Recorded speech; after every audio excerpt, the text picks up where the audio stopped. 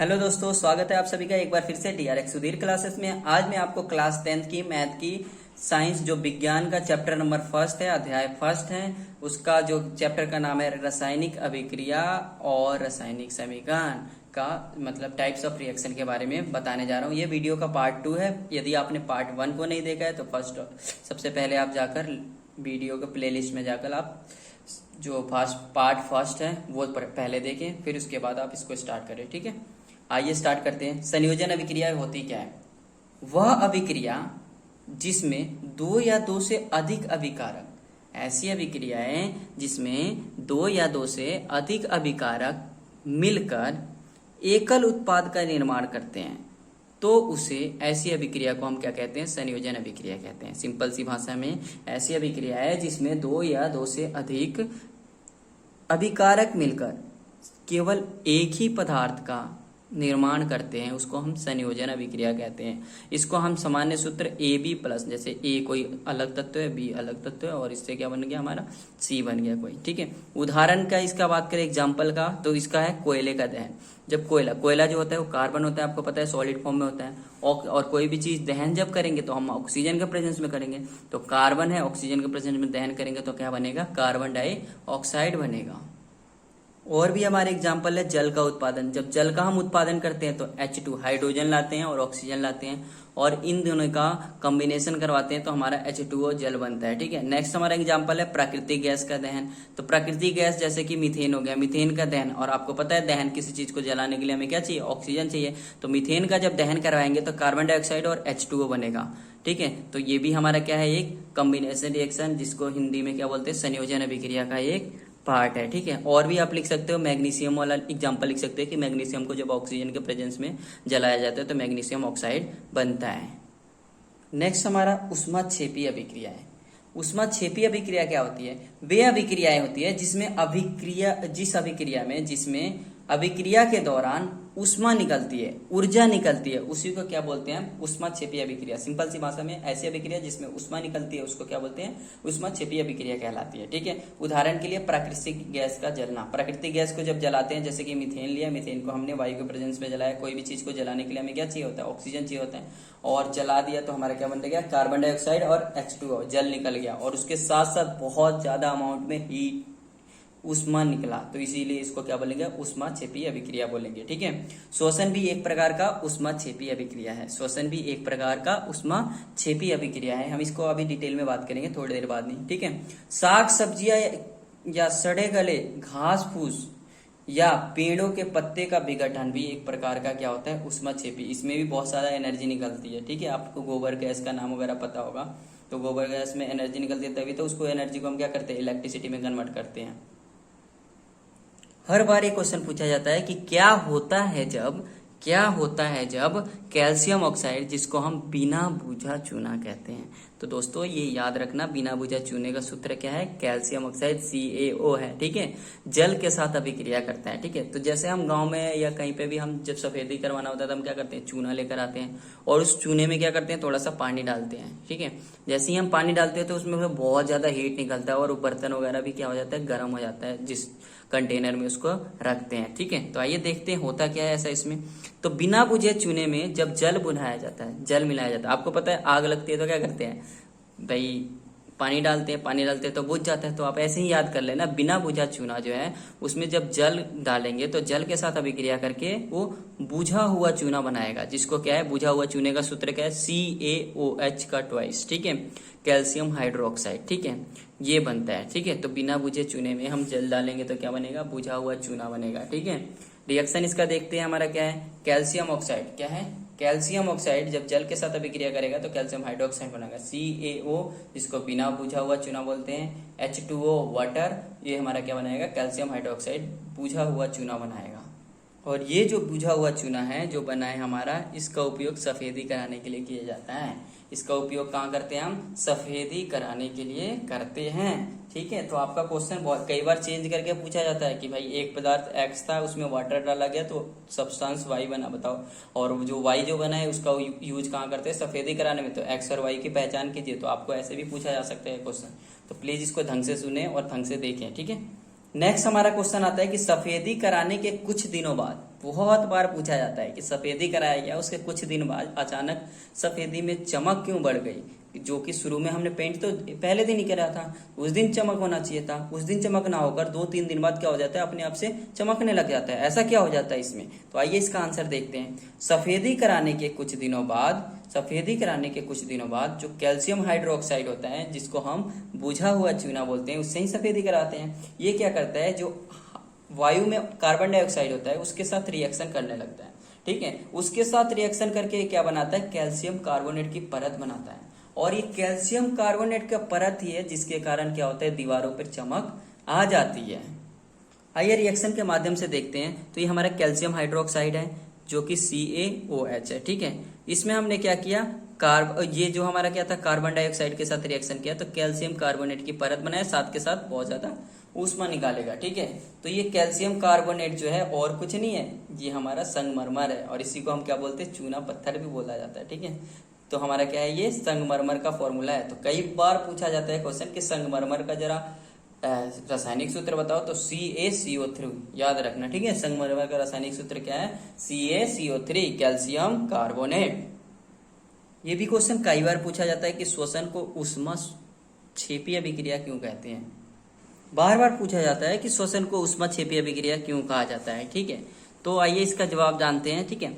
चावल, आलू तथा ब्रेड में कार्बोहाइड्रेट होता है। चावल खाते हैं हम, आलू खाते हैं, ब्रेड खाते हैं, उससे हमें क्या मिलता है, कार्बोहाइड्रेट्स मिलता है। क्या मिलता है, कार्बोहाइड्रेट मिलता है। और ये कार्बोहाइड्रेट क्या करता है, हमारे शरीर को ऊर्जा प्रदान करता है। ये कार्बोहाइड्रेट क्या करता है, हमारे शरीर को ऊर्जा प्रदान करता है। और कार्बोहाइड्रेट किस में टूटता है, ग्लूकोज में टूटता है। और ये जब कार्बोहाइड्रेट टूटता है पाचन के दौरान तो किस में बदल जाता है, ये ग्लूकोज में बदल जाता है।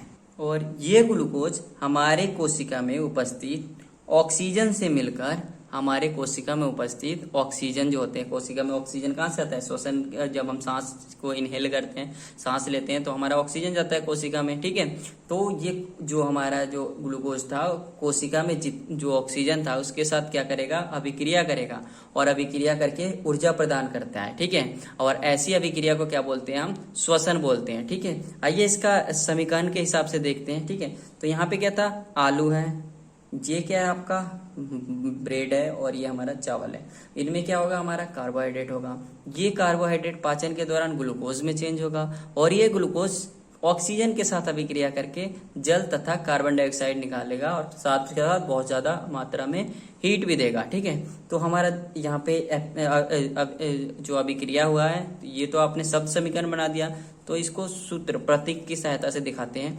तो आप याद कर लेना, CHO चो याद कर लो, चो CHO चो, ठीक है। और 6-12-6 चो 6-12-6, ठीक है। ये इससे आपको याद हो जाएगा ग्लूकोज का जो हमारा फॉर्मूला C6H12O6 6O2, ठीक है। ये हमारा ब्रेक डाउन होगा किसमें, कार्बन डाइऑक्साइड और H2O में, साथ के साथ अलॉट्स ऑफ हीट एनर्जी भी निकालेगा, ठीक है। तो मैं आशा करता हूं कि आपको ग्लूकोज का फॉर्मूला याद हो जाएगा। चो CHO याद कर लो, CHO चो, और यहाँ पे 6-12-6 ऐसे कर लो, हो गया याद, ठीक है। ऊष्मा शोषी अभिक्रियाएं कौन सी होती है, तो ऊष्मा शोषी अभिक्रिया क्या होती है, ऐसी अभिक्रिया जिसमें अभिकारकों को तोड़ने के लिए ऊष्मा, प्रकाश, विद्युत ऊर्जा की आवश्यकता होती है, उसको ऊष्मा शोषी अभिक्रिया कहते हैं। सिंपल सी भाषा में ऐसी अभिक्रिया जिसमें हमें एनर्जी देना पड़ता है बाहर से, ठीक है, उसी को क्या बोलते हैं, हम ऊष्मा शोषी अभिक्रिया बोलते हैं। उदाहरण के लिए जब हम सिल्वर क्लोराइड को तोड़ना है तो हम क्या करेंगे, इसको धूप में रखेंगे सूर्य के प्रकाश की उपस्थिति में, और यहाँ पे सूर्य लाइट एनर्जी मिलेगी, तभी जाकर ये क्या होगा, सिल्वर और क्लोराइड में टूट जाएगा। नेक्स्ट हमारा आता है वियोजन अभिक्रिया। इसका दूसरा नाम क्या है, अपघटन अभिक्रिया। दूसरा नाम क्या है इसका, अपघटन अभिक्रिया। तो ऐसी अभिक्रिया जिसमें एक पदार्थ टूटकर, ऐसी अभिक्रिया है जिसमें एक पदार्थ टूटकर 2 या 2 से अधिक उत्पादों का निर्माण करता है, उसे वियोजन अभिक्रिया कहते हैं। ऐसी अभिक्रिया जिसमें एक पदार्थ टूटकर 2 या 2 से अधिक उत्पादों का निर्माण करता है, उसे हम वियोजन अभिक्रिया कहते हैं। इसका दूसरा नाम क्या है, अपघटन अभिक्रिया है, ठीक है। जिसका सामान्य सूत्र क्या है, ये जो है कोई सब्सटेंस है और वो टूट रहा है B+C में, ठीक है। सबसे अच्छा एग्जांपल है इसका कैल्शियम कार्बोनेट, हाँ वही संगमरमर, कैल्शियम कार्बोनेट, ठीक है, जिसको हम संगमरमर कहते हैं। और कैल्शियम कार्बोनेट को क्या करेंगे, हम हीट देंगे, क्या देंगे, हम हीट देंगे, यहाँ पे क्या देंगे, हीट देंगे। जैसे ही हम इसमें हीट देंगे तो ये क्या होगा, कैल्शियम ऑक्साइड बनाएगा, और कैल्शियम ऑक्साइड आपको पता है क्या होता है, बिना बुझा हुआ चूना होता है, और कार्बन डाइऑक्साइड बाहर निकल जाएगा। ठीक है, ये जो वियोजन अभिक्रिया होती है, जिसको अपघटन अभिक्रिया भी बोलते हैं, ये हमारा किस चीज के प्रेजेंस में हो रहा है उसके हिसाब से 3 पार्ट में बांटा गया है, 3 प्रकार से बांटा गया है। ठीक है, एक तो उष्मीय वियोजन, एक विद्युत वियोजन, और एक प्रकाशीय वियोजन। तो ये कई बार क्वेश्चन पूछा जाता है कि उष्मीय वियोजन के प्रेजेंस में होने वाले अभिक्रिया लिख कर दिखाओ एक उदाहरण, विद्युत के वियोजन में होने वाला या प्रकाश के में, तीनों का एक एक एग्जाम्पल बहुत बार पूछा जाता है। ठीक है, स्टार्ट करते हैं अपना प्रकाशीय वियोजन से। जब वियोजन अभिक्रिया या अपघटन अभिक्रिया सूर्य के प्रकाश के उपस्थिति में होता है तो उसको हम प्रकाशीय वियोजन बोलते हैं। उदाहरण के लिए हमारा ये देखो सनलाइट है और हम AgCl ले रखे हैं, और सनलाइट के प्रेजेंस में AgCl जो है Ag+Cl2 में अब चेंज हो जाएगा। ठीक है, दूसरा इसका एक और एग्जाम्पल है AgBr भी, इसके साथ भी ऐसा ही होता है, सूर्य के प्रकाश की उपस्थिति में किसी वॉच ग्लास में रखेंगे तो क्या हो जाएगा, ये सिल्वर अलग हो जाएगा और ब्रोमाइड अलग हो जाएगा। इस अभिक्रिया का उपयोग श्याम श्वेत फोटोग्राफी में करते हैं। तो यहाँ पे कई बार क्वेश्चन होता आप पूछा जाता है कि एक पदार्थ X है जिसको सनलाइट में रखा गया तो वो टूटकर Y और Z दे दिया। ठीक है, और इसका उपयोग श्याम श्वेत फोटोग्राफी में करते हैं, तो बताइए उस अभिक्रिया का नाम मतलब अभिक्रिया कौन सा हुआ है। ठीक है, तो आपको X Y Z का पहचान भी करना होगा, तो ध्यान रखना, ये क्वेश्चन ऐसे पूछा जाएगा। विद्युत अपघटन या विद्युत वियोजन भी बोलते हैं। जब अपघटन अभिक्रिया विद्युत की उपस्थिति में होती है तो उसको विद्युत अपघटन बोलते हैं। इसका सबसे अच्छा एग्जांपल है, हमें जब हाइड्रोजन और ऑक्सीजन प्राप्त करना होता है जल से, तो जल को क्या करेंगे, विद्युत अपघटन करवाएंगे, और इससे क्या बन जाएगा, हाइड्रोजन अलग हो जाएगा और ऑक्सीजन अलग हो जाएगा। ठीक है, अगला हमारा उष्मीय अपघटन। जब वियोजन अभिक्रियाएं, ठीक है, उष्मा या ऊर्जा की उपस्थिति में होता है तो उसको हम क्या बोलते हैं, उष्मीय अपघटन बोलते हैं। इसका सबसे अच्छा एग्जांपल है फेरस सल्फेट को गर्म करने पर वह फेरिक ऑक्साइड में बदल जाता है। फेरस सल्फेट को गर्म करने पर फेरिक ऑक्साइड में बदल जाता है। फेरस सल्फेट जिसका फॉर्मूला क्या होता है, FeSO4, जो कि सॉलिड होता है। इसको हम क्या कहते हैं, जो कि ग्रीन कलर का होता है, हरा रंग का होता है। किस रंग का होता है, हरा रंग का होता है। ठीक है, इसको हम हीट करेंगे, उष्मा देंगे, तो ये क्या होगा, फेरिक ऑक्साइड में चेंज होगा, प्लस सल्फर डाइऑक्साइड और सल्फर ट्राइऑक्साइड में।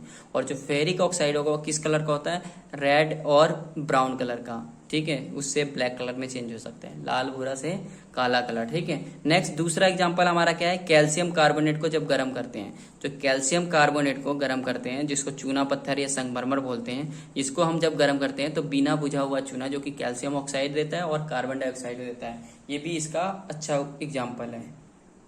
और ये जो कैल्शियम ऑक्साइड बना था, इसका उपयोग हम किसके लिए करते हैं, सीमेंट बनाने में सीमेंट कंपनियों द्वारा किया जाता है। अगला एग्जांपल है आपका लेड नाइट्रेट का। लेड नाइट्रेट का भी यूज करेंगे, अपघटन करेंगे। ठीक है, तो क्या होता है, तो लेड नाइट्रेट जो होता है वो सफेद रंग का होता है। लेड नाइट्रेट किस कलर का होता है, सफेद रंग का। इसका हमारा सूत्र क्या है, PbNO3 का ट्वाइस। ठीक है, और इसको हम जब विद्युत, इसका जो उष्मा के प्रेजेंस में अपघटन करवाएंगे तो ये लेड ऑक्साइड बनेगा। क्या बनेगा, लेड ऑक्साइड बनेगा, प्लस नाइट्रोजन डाइऑक्साइड बनेगा। ठीक है, और ये नाइट्रोजन डाइऑक्साइड बनेगा, कैसे पता चलेगा हमें नाइट्रोजन डाइऑक्साइड ही बना है, क्या होगा, भूरा रंग का फ्यूम निकलेगा, ब्राउन कलर का एक फ्यूम निकलेगा, जिससे हमें पक्का पता चल जाएगा कि यहाँ पे क्या बना है, नाइट्रोजन डाइऑक्साइड बना है और ऑक्सीजन बना है। नेक्स्ट आपका है विस्थापन अभिक्रिया। विस्थापन अभिक्रिया क्या होती है, ऐसी अभिक्रिया जिसमें अधिक अभिक्रियाशील पदार्थ जो है कम अभिक्रियाशील पदार्थ के यौगिक को क्या कर देता है, अलग कर देता है या विस्थापित कर देता है, उसी को क्या बोलते हैं, विस्थापन अभिक्रिया। ऐसी अभिक्रिया जिसमें ताकतवर जो अधिक अभिक्रियाशील पदार्थ है वो क्या करेगा, कम अभिक्रियाशील पदार्थ को उसके यौगिक, कम अभिक्रियाशील पदार्थ के यौगिक को क्या कर देगा, अलग कर देगा, उसी को क्या बोलते हैं, विस्थापन अभिक्रिया बोलते हैं। फॉर एग्जाम्पल देखें तो यहाँ पे आयरन है, आयरन का कील भी बोला जाता है कई बार। ठीक है, आयरन के कील को क्या करते हैं, कॉपर सल्फेट के विलेन में रखेंगे। कॉपर सल्फेट जो होता है वो नीला रंग का होता है और जो आयरन होता है वो ग्रे कलर का होता है। ठीक है, जैसे ही डालेंगे तो ये क्या करेगा, कॉपर, चूंकि आयरन जो है अधिक अभिक्रियाशील है, कॉपर जो है कम अभिक्रियाशील है, तो ये क्या करेगा, कॉपर से आपको पता है कोई भी ज्यादा ताकतवर होगा तो इससे क्या करेगा, छीन लेगा। तो इससे क्या करता है, सल्फेट को छीन लेगा और फेरस सल्फेट बनाएगा जो कि भूरा रंग का होता है। ठीक है, और कॉपर ऑक्साइड अलग हो जाएगा। ठीक है, तो ये कई बार पूछा जाता है कि एक पदार्थ जो X है वो नीले रंग के Y के साथ अभिक्रिया करके X पदार्थ Z बनाता है। ठीक है, तो आपको ये रिएक्शन लिखकर दिखाना होगा। ठीक है, ऐसा भी और एग्जांपल है जिंक। जिंक भी क्या करता है हमारा कॉपर सल्फेट के साथ रिएक्शन करके जिंक सल्फेट और कॉपर बना लेता है। जिंक जो होता है नीला या ग्रे कलर का होता है और कॉपर सल्फेट आपको पता है नीला कलर का होता है। और ये जिंक के साथ जिंक जो है जिंक सल्फेट बनेगा तो किस कलर का बनेगा, सफेद कलर का बनेगा, ठीक है, साथ के साथ कॉपर अलग हो जाएगा। ऐसे ही लेड, लेड जो है कॉपर क्लोराइड के साथ अभिक्रिया करेगा और लेड जो है ज्यादा अभिक्रियाशील है कॉपर से, तो क्या करेगा क्लोराइड को छीन लेगा और ये जब क्लोराइड को छीन लेगा तो हमारा क्या बनेगा, लेड क्लोराइड बनेगा और कॉपर बनेगा, ठीक है। लेड क्लोराइड जो होता है वो सफेद कलर का होता है, जबकि कॉपर क्लोराइड जो होता है भूरा या पीला कलर का हो सकता है। द्विब विस्थापन अभिक्रिया। द्विब विस्थापन अभिक्रिया होती क्या है, ऐसी अभिक्रिया है जिसमें अभिकारकों के बीच आयनों का आदान प्रदान होता है। ऐसी अभिक्रिया जिसमें अभिकारकों के बीच आयनों का आदान प्रदान होता है उसे हम द्विब विस्थापन अभिक्रिया कहते हैं, ठीक है। इसका जर्नल फॉर्मूला कैसे निकालेंगे, ए बी, ए हमारा होगा और बी होगा, सी और डी होगा, तो इससे क्या बन जाएगा हमारा, ए जो है ए के साथ क्या आ जाएगा, ये डी आ जाएगा, ए के साथ क्या चला जाएगा, ये डी चला जाएगा और सी को क्या देगा, ये बी दे देगा, ठीक है। तो देखते हैं सोडियम सल्फेट है, सोडियम सल्फेट बेरियम क्लोराइड के साथ रिएक्शन कर रहा है तो हमारा क्या बन रहा है, सोडियम क्लोराइड नमक बन रहा है और बेरियम सल्फेट बन रहा है और बेरियम सल्फेट का सफेद अवक्षेप बनेगा। कैसा अवक्षेप बनेगा, ठीक है, तो इसको हम क्या बोलेंगे, अवक्षेपण अभिक्रिया भी बोलेंगे। आइए हम देखते हैं अवक्षेपण अभिक्रिया क्या होती है।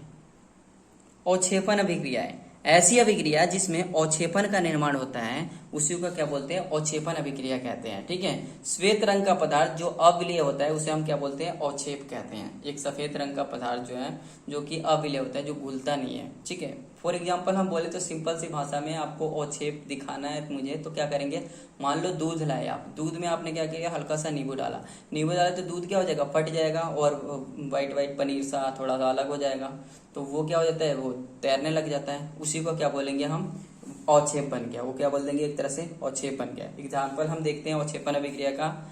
एक तो लेड नाइट्रेट, लेड नाइट्रेट जो है सफेद रंग का है और एक पोटेशियम आयोडाइड है। लेड नाइट्रेट को पोटेशियम आयोडाइड के साथ जब रिएक्शन करेंगे तो पोटेशियम नाइट्रेट बनेगा और लेड आयोडाइड बनेगा, ठीक है। लेड आयोडाइड का पीला अवक्षेपण बनेगा, तो यही कई बार क्वेश्चन पूछा जाता है, तो ध्यान रखिए इस रिएक्शन को। नेक्स्ट हमारा है उपचयन अभिक्रिया। उपचयन अभिक्रिया क्या होती है, ऐसी अभिक्रिया होती है जिसमें ऑक्सीजन जुड़ता है, जिसमें ऑक्सीजन जुड़ता है और हाइड्रोजन निकलता है। या तो हाइड्रोजन निकल सकता है या ऑक्सीजन जुड़ेगा, ऑक्सीजन जुड़ेगा फिर भी उसको ऑक्सीडेशन जो उपचयन अभिक्रिया बोलेंगे और हाइड्रोजन निकलेगा तो भी उसको क्या बोलेंगे, उपचयन अभिक्रिया बोलेंगे। उदाहरण बोले तो कार्बन में जब ऑक्सीजन जुड़ेगा तो कार्बन डाइऑक्साइड बनेगा, तो ये भी क्या है, हमारा उपचयन अभिक्रिया का एक प्रकार है, ठीक है। कॉपर में जब ऑक्सीजन जुड़ेगा तो कॉपर ऑक्साइड बनेगा जो कि काला रंग का होगा, जो कॉपर जो होगा वो भूरा रंग का होगा और ऑक्सीजन के साथ अभिक्रिया करके कॉपर ऑक्साइड बनाएगा जो कि काला रंग का होगा, ठीक है। तो यहाँ पे ऑक्सीजन जुड़ रहा है कॉपर में, तो इसको हम क्या बोलेंगे, ये भी हमारा उपचयन अभिक्रिया है। अगला हमारा अपचयन अभिक्रिया, ये जस्ट उपचयन के अपोजिट है। इसमें क्या होगा, ऑक्सीजन निकलेगा और हाइड्रोजन जुड़ेगा। तो ऐसी अभिक्रिया जिसमें हाइड्रोजन जुड़ता है या ऐसी अभिक्रिया जिसमें ऑक्सीजन निकलता है उसे क्या बोलेंगे, हम अपचयन अभिक्रिया बोलेंगे। सबसे अच्छा एग्जांपल इसका, कार्बन को जब हम हाइड्रोजन के साथ रिएक्शन करवाएंगे तो हमारा मीथेन बनेगा या बहुत सारे कार्बनिक कंपाउंड्स बनते हैं। तो ये सारे एग्जांपल किसके हैं, अपचयन अभिक्रिया के, क्योंकि इसमें हाइड्रोजन क्या हो रहा है, जुड़ रहा है, हाइड्रोजन क्या हो रहा है, जुड़ रहा है, इसलिए हमारा क्या होगा, ये अपचयन अभिक्रिया होगा।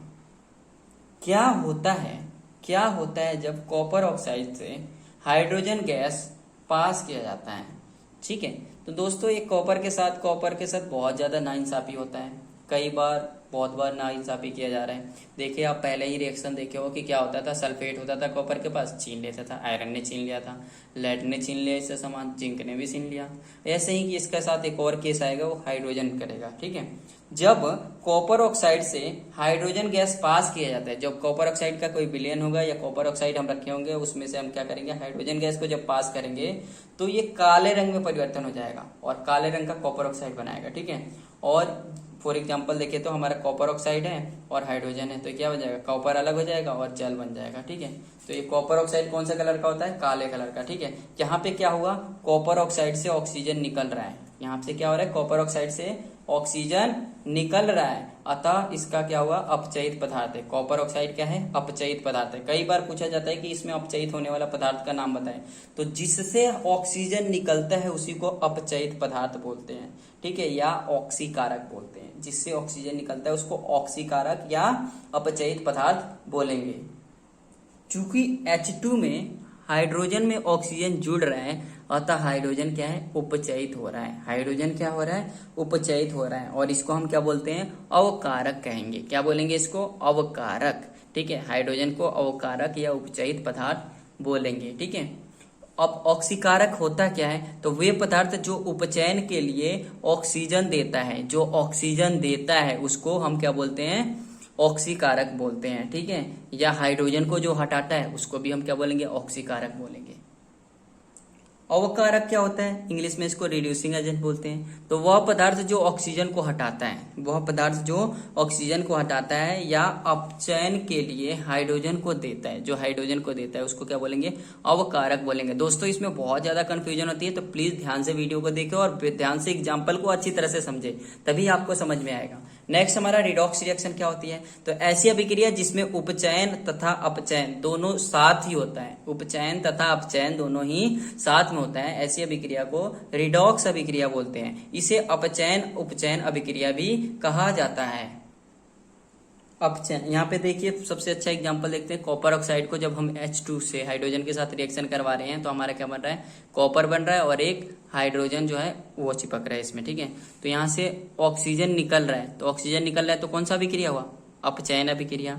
और हाइड्रोजन में जाकर ऑक्सीजन जुड़ भी रहा है तो इसको क्या बोलेंगे हम, उपचयन अभिक्रिया। चूंकि दोनों हो रहा है तो इसको क्या बोलेंगे हम, रिडॉक्स अभिक्रिया बोलेंगे। ठीक है, तो इसमें पूछा जाता है क्वेश्चन कई बार कि इसमें बताइए कि उपचयित होने वाला पदार्थ कौन सा है, तो यहाँ पे H2 जो है वो उपचयित हो रहा है। क्यों H2 ही क्यों हो रहा है, क्योंकि ऑक्सीजन इसमें जाकर चिपक रहा है, जुड़ रहा है, ऑक्सीजन इसमें जाकर जुड़ रहा है, जिसमें ऑक्सीजन जुड़ता है उसी को क्या बोलते हैं, उपचयित पदार्थ बोलते हैं। ठीक है, और पूछेगा अपचयित पदार्थ कौन सा है इसमें, तो CaO। क्यों, क्योंकि इसमें से ऑक्सीजन निकल रहा है, तो जिसमें से ऑक्सीजन निकलता है उसी को क्या बोलते हैं हम, अपचयित पदार्थ बोलते हैं। ठीक है, ऑक्सीकारक क्या है इसमें, कॉपर ऑक्साइड है, क्योंकि जो उपचयन के लिए ऑक्सीजन प्रदान कर रहा है, ऑक्सीजन दे रहा है या जिसमें से ऑक्सीजन निकल रहा है उसी को क्या बोलते हैं हम, ऑक्सीकारक बोलते हैं।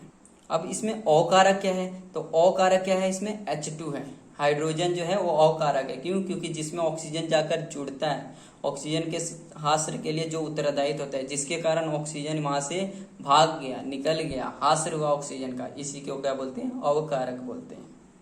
अब देखते हैं हम ये जो उपचयन होता है इसका प्रभाव क्या होता है, तो उपचयन के कारण होता क्या है, एक तो संचारण होता है और एक विकृत गंधीयता होता है। उपचयन ऑक्सीडेशन के कारण क्या होता है, एक संचारण, ठीक है, जो धातु मेटल के वस्तु होते हैं उस पर जंग वगैरह लग जाता है, उसको संचारण बोलते हैं। विकृत गंधीयता क्या होता है, मतलब तेल वगैरह वाला जो सामान होता है वो क्या होता है, सड़ने गड़ने और बदबू देने लगता है, उसको क्या बोलते हैं, विकृत गंधीयता बोलते हैं। तो संचारण देखते हैं, वह प्रक्रिया जिसमें हवा जल और नमी के संपर्क में आकर, हवा जल और नमी के संपर्क में आकर धातु क्या होती है, धातु की सतह क्या हो जाती है, खराब होने लगती है, उसी को क्या बोलते हैं हम, संचारण बोलते हैं। उदाहरण बोले संचारण का तो जंग लगना, लोहे की वस्तुओं पे जंग लगना क्या कहलाता है, एक संचारण का एग्जाम्पल है। कॉपर का हरा रंग हो जाना भी क्या कहलाता है, संचारण कहलाता है। सिल्वर का काला हो जाना भी संचारण कहलाता है। ठीक है, संचारण के बचाव के लिए हम क्या कर सकते हैं, तो हम जस्तीकरण, मतलब जिसमें जिंक की परत चला सकते हैं धातु के ऊपर, क्योंकि जिंक जो है जो हमारा ज्यादा जल्दी वायु जो है उसके साथ रिएक्शन कम करते हैं। धातु की सतह पर पेंट कर सकते हैं और धातु की सतह पर तेल या ग्रीज लगा सकते हैं, जिससे हम क्या कर सकते हैं, संचारण से बचा सकते हैं। विकृत गंधीयता क्या होती है, भोजन में उपस्थिति वसा एवं तेल के वायु जनित उपचयन, जिसके बाद स्वाद क्या हो जाता है, गंध में बदल जाता है, उसका स्वाद जो है बेकार हो जाता है और गंध जो है बदबूदार हो जाता है, उसी को क्या बोलते हैं हम, विकृत गंधीयता बोलते हैं। भोजन का इस प्रकार से खराब होना विकृत गंधीयता कहलाता है। ठीक है, वसा या तेल वगैरह जो भी होता है वो क्या करेगा, ऑक्सीजन के साथ अभिक्रिया करेगा, अभिक्रिया करने के बाद वो क्या हो जाता है, खराब हो जाता है, इसी को क्या बोलते हैं, विकृत गंधीयता कहते हैं। अब ये विकृत गंधीयता को रोकने के लिए हम क्या कर सकते हैं, विकृत गंधीयता को रोकने का उपाय क्या है, एंटीऑक्सीडेंट डालेंगे, ऐसे एजेंट डालेंगे जो ऑक्सीडेशन को रोके, या खाद्य सामग्री में नाइट्रोजन गैस भरेंगे ऑक्सीजन की जगह पे। ठीक है, या करेंगे वायु मुक्त बर्तन में डालकर, मतलब जो कंटेनर में डालेंगे उसको प्रॉपर पैक करेंगे अच्छी तरह से, उसका ढक्कन बंद करेंगे ताकि वायु उसमें ना जाए। ठीक है, और रेफ्रिजरेटर में भी रखकर हम ये कर सकते हैं। आशा करता हूं कि आपको वीडियो समझ में आई होगी, और अगर आपको ये वीडियो अच्छी लगी हो तो चैनल को लाइक शेयर सब्सक्राइब करें। धन्यवाद।